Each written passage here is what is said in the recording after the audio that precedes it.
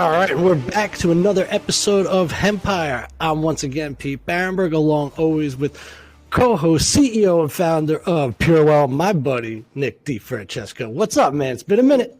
It's been a minute, Pete, but we're back in the saddle. We're ready to go. For everybody, here. Yeah. Well, the thing is you guys always hear these shows, and we don't miss a beat when it comes to that. But we took a couple weeks off for some unfortunate events, and I lost my mom, so it's not been an easy one. So, but we are back. We are ready to go, and I lost my voice, and right, and so we're back. We're ready to go. So, obviously, we're about to hear a story about a former Playmate turned a serial entrepreneur. She moved from Australia to the Las Vegas Strip. And I'm excited. I think this is going to be an amazing one. I'm just love to hear the story. And I don't know. Let's Peter, who are we welcoming in? So what you're trying to say is someone came from the strip clubs to the strip in Vegas. Exactly. Maxine Fensom, she's the entrepreneur for Las Vegas Cannabis Tours and Weddings. So Maxine, how are you doing today? Look, I'm very well. I just want to say, Nick, I'm very sorry about your mum and sending you lots of love. Thank you so much. Apart from that, I just want to say thank you very much for having me, and I'm excellent. Thank you. It's yeah. Yeah. I mean, look, it's tough, right? I mean, anybody that knows have gone through losing somebody that's very close to them. It's not easy, and I know that she'd want us to keep it going, and she's always a happy person. She wouldn't want to be upset, or she would want us to let the show go on. So so that's what we're gonna do. So obviously, before you were in the wedding business, you were excelling in adult entertainment, of course, and you were the former Playmate Australia Playmate of the Month. You established the Australian Adult Industry Awards, which was kind of, there we go. Yep. And you got some help from Larry Flynt, of course, of Hustler. It's crazy because I was reading about it, and it was talking about that you had opened basically a very popular Maxine's Gentlemen's Club in Melbourne. So how did you connect with Larry Flynt, and how did that all happen? Well, I was in Berlin. I went to an exhibition called Venus, which is where everybody from around the world goes to buy wholesale and to mix and basically, see what's going on. And at the time, my ex-partner, we were like importing lingerie and getting all the big brands from around the world, and then obviously, retailing it out online and wholesaling it. And I walked past Larry Flynt's stand, and I said, "Oh, I'd really love to meet him." And it happened to be his nephew, Jeff, who was there. And he said, "Well, if you come back in half an hour, you can meet him." And I said, "Okay." And so we just started chatting. And so anyway, I met Larry Flynt. I was the first one up, and being a pushy Aussie. And I said, "I'm the queen of pussy and the king of, pussy and, blah, blah." Made an idiot of myself. I'm the gatekeeper. And they liked me enough and thought, "Oh, who is this chick?" So they invited me to the opening of Hustler in Paris. And that was 2 days away. And I was going to Paris. So it was, I just happened to be there. So I went, and I couldn't believe it. I'd never been in such a crazy atmosphere. If you can picture, I think they flew in like 150 of the most beautiful women in America. And don't picture too hard, glamorous. I had the tallest pole of my life. Then I had a Perspex first floor, so that there were people upstairs and then girls coming down the pole with this heavy, heavy metal music. It was like, what the fuck is this? And I want to do it. And so it sounds like a party. Yeah, it sounds amazing. I was asked this party afterwards, and I met Harry Money, who was Larry Flynt's business partner and good friend. And I just said, "Look, I really want to do this." And so I didn't even have a club at the time. I had nothing. I had like a restaurant. I had like a stripping agency where I'd send out male and female strippers for bachelorette parties and stuff. But had a restaurant where people would come and do lingerie. You know, the businessmen would come and participate in lingerie lunches. And I just thought, well, you know, I'm an Aussie battler and I'm just going to ask. They can only say no. So I just said, I'd really like to collaborate with you. So went back to Australia the next day, so hungover, rang Harry Money and said, I'd like to take you out for lunch. And so I flew back to Los Angeles and I met with him and Jimmy Flynt. And then Harry came over and then that was it. I started looking for a building. And that's how it all came about. I had the Hustler brand for 2 years in Australia. And then, you know, people didn't really understand, I think, and this is a sort of naivety about Australians who are a little bit slow. They just said, oh, is that man that's in the gold wheelchair? They didn't quite sort of get the two together. I think they do now, you know, a little bit. So then that sort of morphed into Maxine's Gentlemen's Club. And this all happened in 2006 and then, you know, we got the club in 2007. But, I mean, it's been such a ride and it's just been amazing. So you brought more of the brand, the Hustler brand, to Australia in general, just marketed it, brought it to Australia in general, and then obviously combined it with the strip club. Okay. Because you were said that they never even really heard of it, and to be able to have that brand behind you, you know, to be able to bring to anyone. I mean, the original Australian Hustler. The original Australian Hustler. I mean, they were like, you know, involved. Harry and his son were involved for sure. But in the long term, it didn't really work out as far as people sort of, it didn't make a difference, if you know what I mean, unfortunately. Okay. So anyway, so that sort of, you know, then it just turned into Maxine's. But, you know, I still hear and see Harry and his son, Jason. And I love Hustler here. They've got an amazing show here at Hustler in Vegas called Excite, which I would love to bring to Australia, to my club, because it's just so fabulous. So, yeah, so that's it. Well, I just think it's funny because, and again, you know, we have Hustler stores here in Florida as well, and, you know, just retail locations as well. But it's funny because, you know, nobody partakes in any of this stuff, except it's a multi-billion-dollar industry. Nobody looks at porn. Nobody buys toys. Nobody, and then, but yet, multi-billion-dollar industry. So obviously, you know, it's kind of like cannabis in the fact of it's an untalked, I don't know. I mean, you know, people talk about sex, people talk about cannabis, but they don't talk openly, right? It's not, they're still a little bashful. There's still a stigma to it, or what can I say? Or am I going to get judged for whatever you like, whether you like smoking weed or you like wearing lingerie and fishnets. I mean, it doesn't really matter, or whatever else you're into. So I do think it goes hand in hand, to be honest with you. And that's why I thought, yeah, exactly. Right. So I thought it was kind of cool. So how did that all come out in Vegas? Cause now you have, you know, cannabis weddings and things like that. So did you come to Vegas one time and you looked at some of these wedding chapels and go, hey, this is what I want to do. This is my next venture. How did that work? No. Well, I basically started a foodie tour. I started Sin City Foodie Tours, and I had that pretty much ready to go. And the pandemic hit.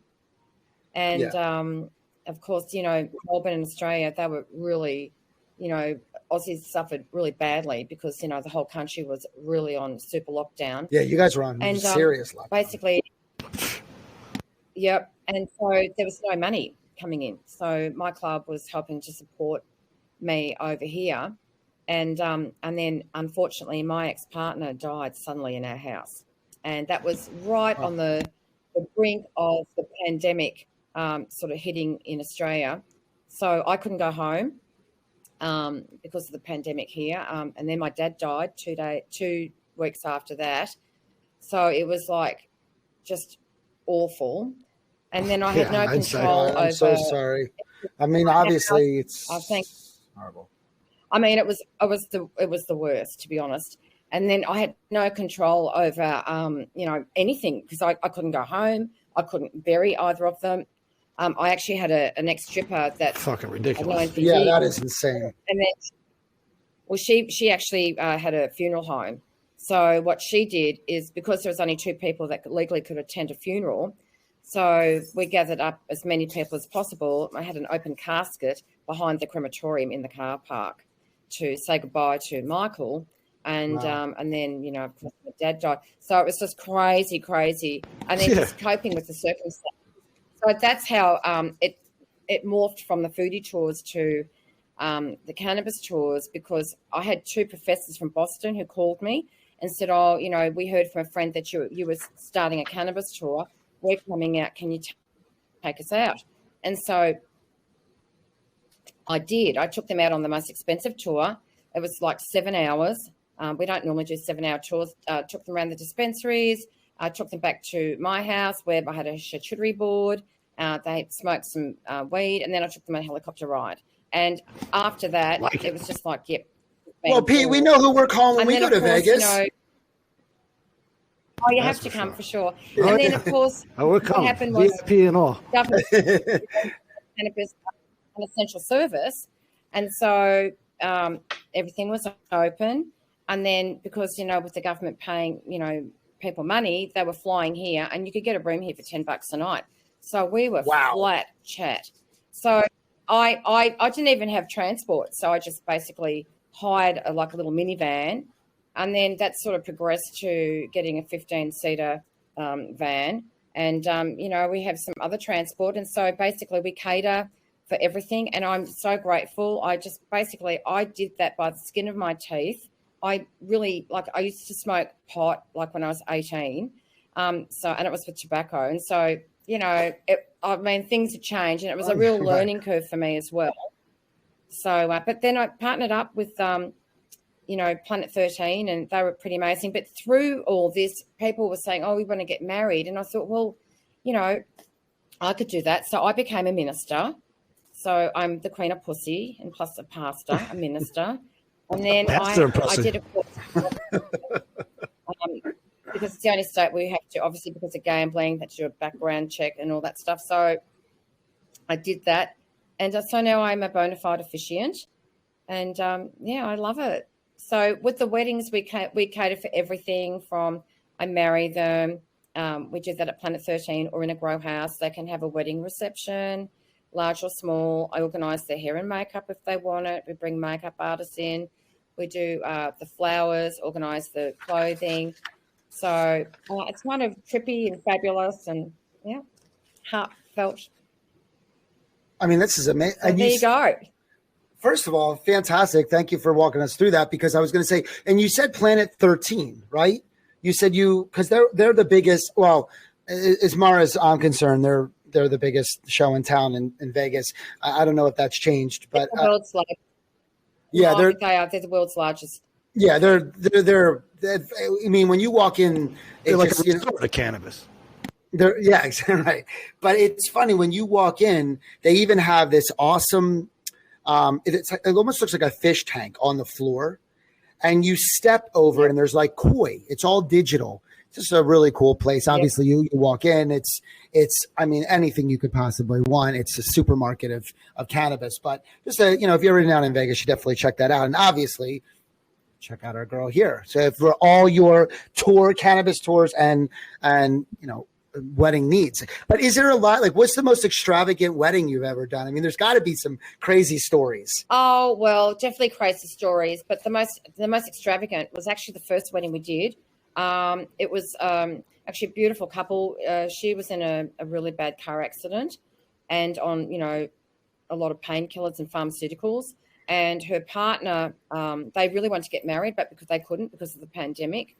And then finally they said, okay, we're going to get married. He also put her on the journey to basically start taking edibles and getting onto cannabis. And she hasn't looked back, but it was a really heartfelt, it was like a really beautiful wedding. 50 people, friends and family actually from Florida. Okay. And it was traditional, white wedding tuxedo. The bridesmaids were in black. And then they had a sit-down meal with a DJ, and then they had a beautiful 3-tiered cannabis-inspired cake. But it was beautiful. It was really, really beautiful. I've married all sorts. I've married people in their track pants, matching track pants and backpacks, And I married it. Well, that's what I mean. I could imagine it's all walks of life and so many people that are, wanting to do this. I mean, why do you think that cannabis and weddings go so well in Vegas? I mean, it's definitely a novelty thing.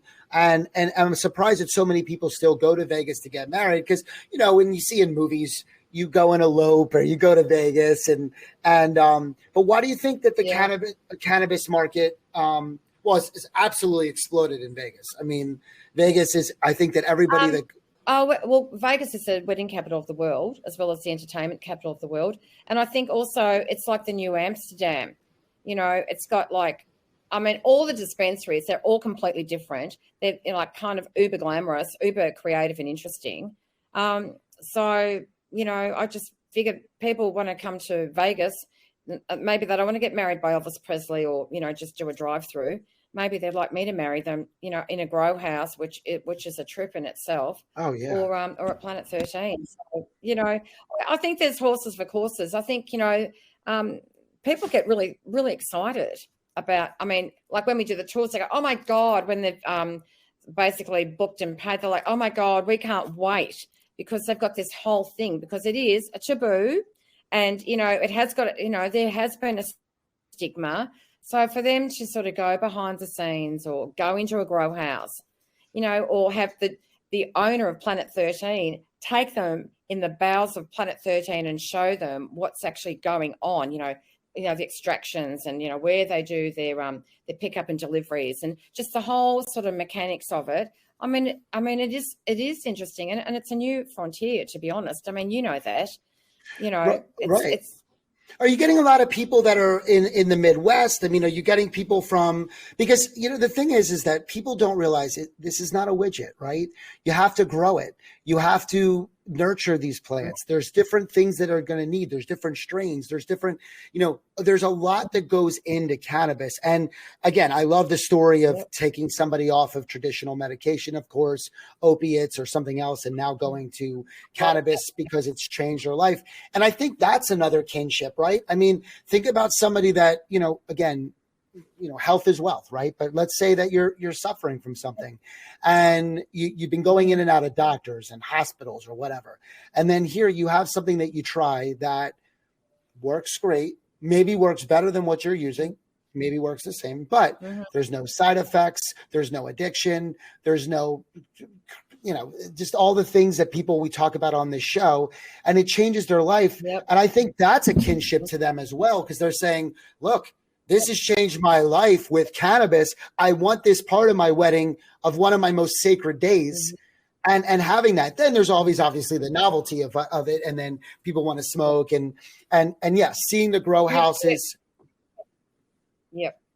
You've hit it right on the nail there, honestly, because we have had quite a few people come through who have had those experiences.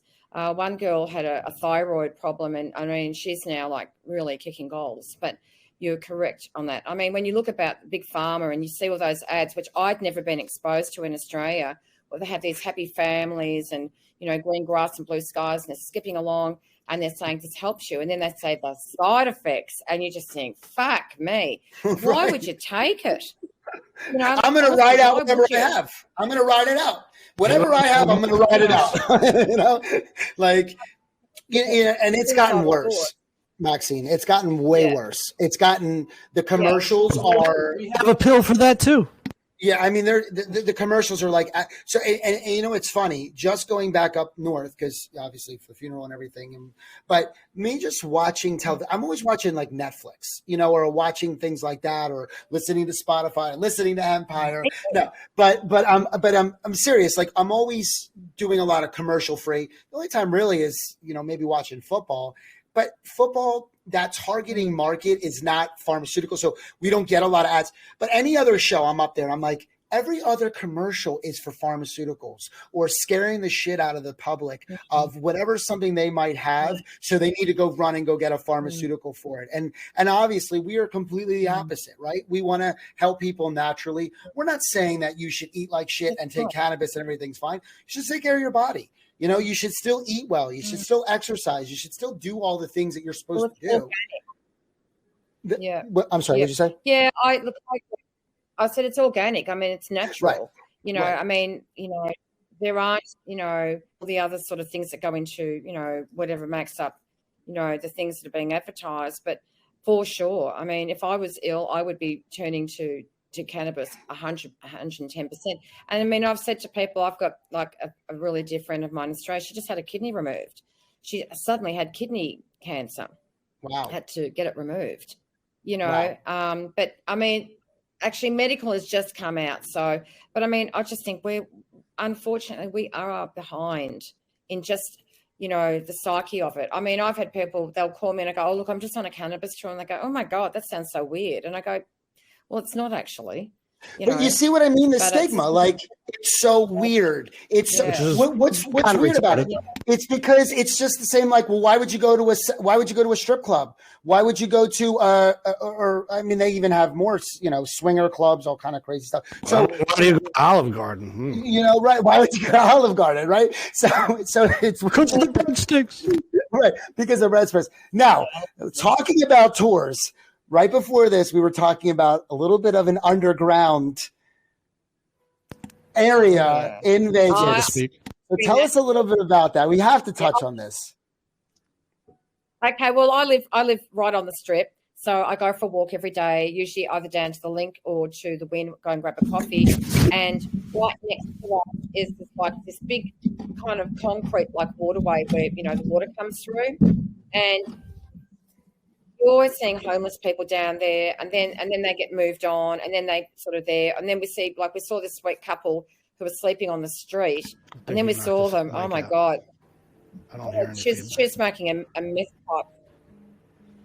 Anyway, so yeah, there's 200 miles of tunnels under glitzy, glamorous Las Vegas with 8 mayors who basically rule the underground. And apparently some people like live normal lives and go and work in the casinos and then go back down underground and live the underground life. But so you're breaking up just a little bit, but have you actually been down to these tunnels and things? Have you, I'm just curious of what actually goes down. Or... Have you looked down one and seen some BB staring back? No, I've seen stuff on you know, YouTube, but the smell is pretty bad. I mean, it's just, I mean, it's very, very sad, to be honest. But some people make that choice to go and live down there, like I say, and they work as well, like work up above ground. But yeah, it looks pretty awful. But the smell is so bad. You know what I'm thinking of, Pete? Remember the movie with wasn't it Sylvester Stallone? You're talking about Demolition Man. Demolition Man. That's the only thing that I could think of that would mentally that I could paint a picture when they were having. She's like, it's a rat burger, and like they were eating rats. It were downstairs, and it was because because of the government and the way that society was, they basically got outcasted, and they were down there.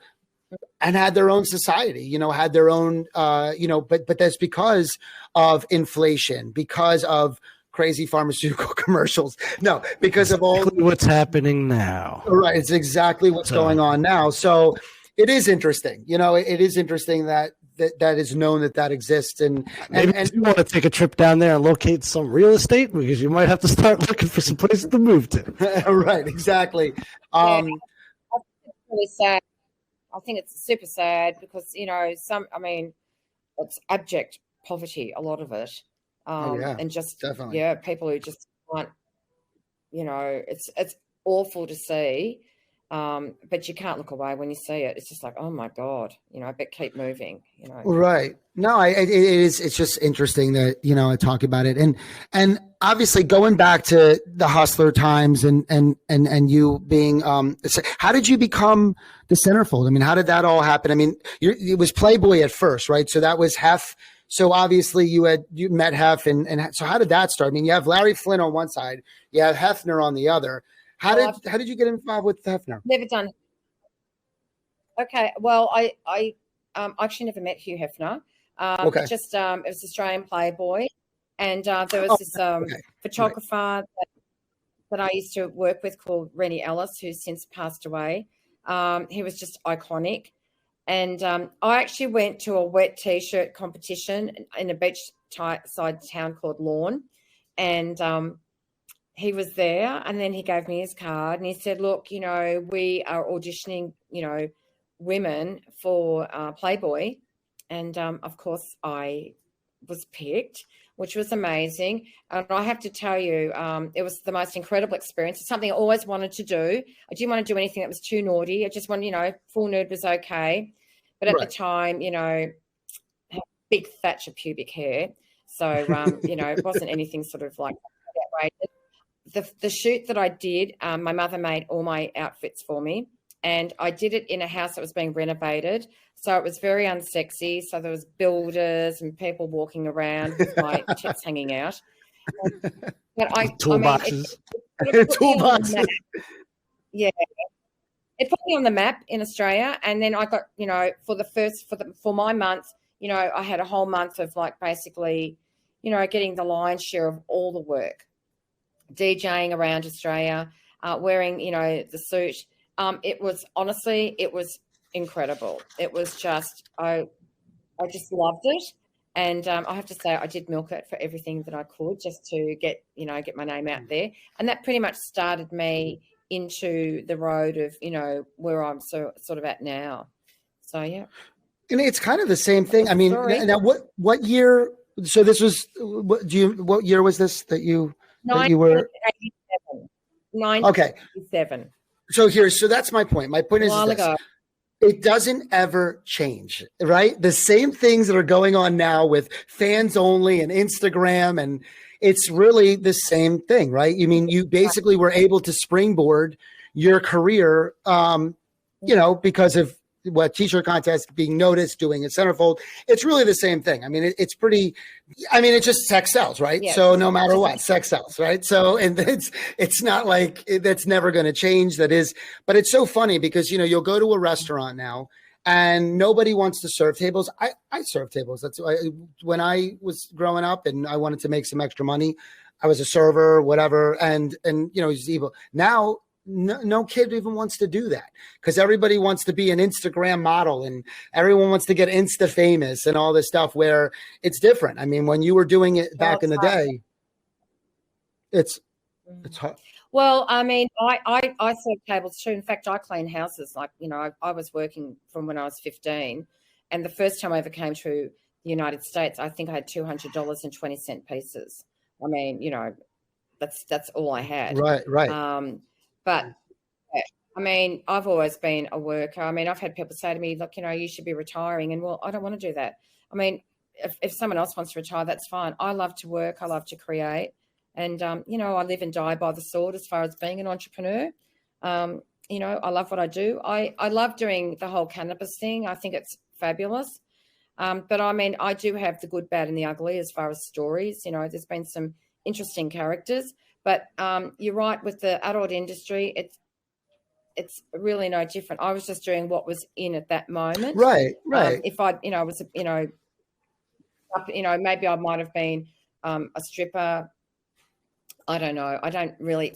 Knowing me, it's one thing to do some photos that are sort of tasteful, but actually, like dealing with men on ongoing basis, being naked, I think I would have been really uncomfortable and maybe told them to fuck off. Because that's just we weren't all about all the hands. Yeah, right, exactly. Yeah, no, and those girls I don't have patience for that. And the girls are on a lot more than cannabis to stripping, that's for sure. To deal with that every single night, you know, like those girls, you know, I mean, plants don't talk back. The plants don't talk back, right? No, I just love the direction. Yeah, go ahead. I'm sorry. Oh no, I was just saying, like with the girls, like in strip clubs, it's no different from my place in Melbourne to here. I mean, you know, you'll see the girls come in at 6 o'clock at night and they've got to have a couple of shots to get them going, you know. And I mean, that's just, for me, I don't like that sort of lifestyle. I like to get up early and, you know, eat good food and stuff like that. I love a Pinot Noir, but I just don't want to be, you know, getting out of it that I've got to deal with dickhead men. So, yeah. Yeah. I mean, look, I love, honestly, what you're doing with this. I just think it's such a great idea that you marrying the two together. I love the tours because in a way, you know, in a lot of ways, I mean, you're doing education as well. I mean, these people really are blown away when they've seen how it's extracted or how is it grown, and I applaud you because you are opening up the gates for other things. I mean, this is an easy way for someone to go on a tour, is an easy way to not feel. It's almost kind of like you said, it's that it's stripping. You just want to do some pictures. It's just like you get to look from afar. You go on a tour. You don't have to feel so weird about just walking to the dispensary, not knowing anything and not having to feel that, you know, maybe that unsureness that you don't know about something. You learn something and you see that there's actually tons of medication out there that is natural that can help you or have a good time. You know, you can enjoy stress relief as well. And I just love what you're doing. And then being able to incorporate that with, you know, weddings and things like that. I mean, I'm just, what I was expecting is like, wedding room full of like weed leaves everywhere, weed suits and stuff like that, just because, you know, if you think about being just funny and, you know, just like. Well, you think of Vegas, it's got to have that flair to it. Right, so it's got to have like that Vegas flair. And definitely Elvis is involved somewhere doing right. It. Elvis like dressed up in cannabis with gold everywhere and just singing and marrying you. Oh, right, you know? So Sorry, I was just going to say, I actually have a clothing line called Elevate Jane, and I do wear, like, you know, usually like a cannabis type T-shirt or a bodysuit or something to incorporate all that sort of thing. But we have had people who've turned up, the bride and groom turned up in cannabis tights, cannabis skirt, pants, you know, jacket. So, and some people just want to do it traditional. I mean, I had one girl, she's from Miami, she's so gorgeous, beautiful. She was 52 and he was 34. And honestly, when I found out her age, I couldn't believe it. She came out, she was almost like hanging out of her dress. I mean, you can see her on my Instagram, but she's so beautiful, so sexy. And I mean, uber fabulous, you know, like gorgeous couple, you know. So they love the cannabis too, you know. It's just all, I mean, one couple that I married there before Planet 13 now, you've got to be 21 and over, but a few months ago, you were allowed to have children into the main area, not into the dispensary. And so they brought their child along to be part of the wedding. So, and then we've had people bring their dogs. You know, it's just, you know. But that day, there's a bunch of passed out kids. Right, we have pet products. They work great for animals, so it's good. But that's what it's about. Look, anything, it's a sacred day.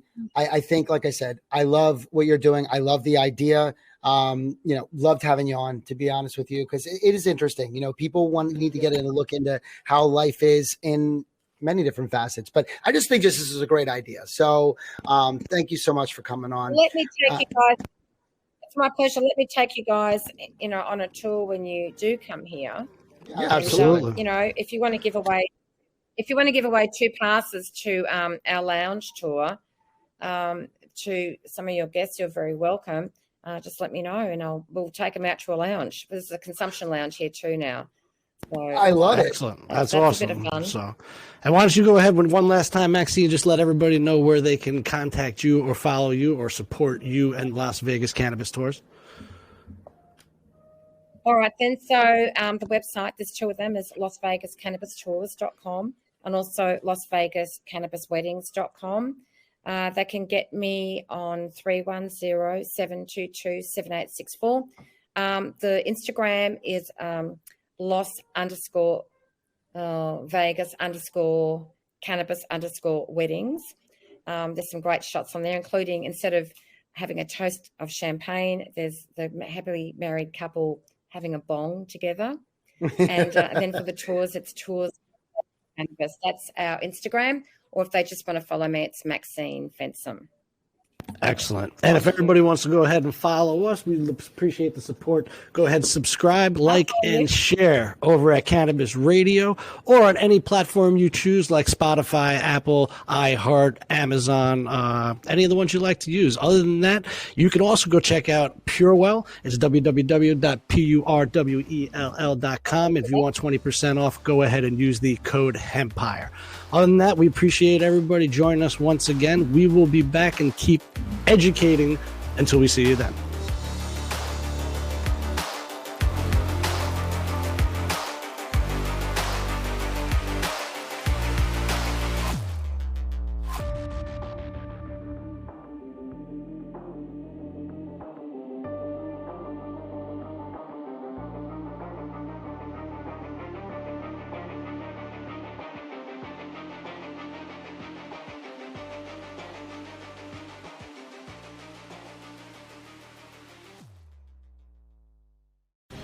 The opinions expressed on this CannabisRadio.com program are those of the guests and hosts and do not necessarily reflect those of the staff and management of CannabisRadio.com. Any rebroadcast, republication, or retransmission of this program without proper consent is prohibited.